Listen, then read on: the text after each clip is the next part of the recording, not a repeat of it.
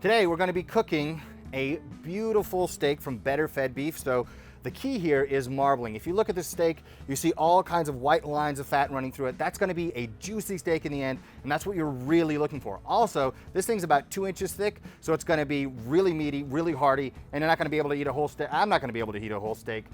So first, we got to season it up. Now, it being a thick cut of meat, we have to season generously, and we want to do it early on because the salt will begin to penetrate the meat. It's going to break apart into its ions and start going through the meat, but it needs enough time to get to the center because we're not going to cook it like a brisket for 16 hours. So we need to get the salt on early and let it sit for a long time before we put it on the grill. Today we season this steak with just salt and pepper because when you have a great cut of meat like this one from BetterFed Beef, you have this bone, you have a thick cut, it's going to be beefy, it's going to be awesome. We don't want to confuse the flavors that we're putting on the outside. So we're keeping it simple because you want salt, of course, because that's going to be necessary for each bite. And then we have some pepper to complement the beef. You don't want to put so much rub on there, like so many different flavors, that you're confusing what the palate is going to be interpreting when you take a bite later.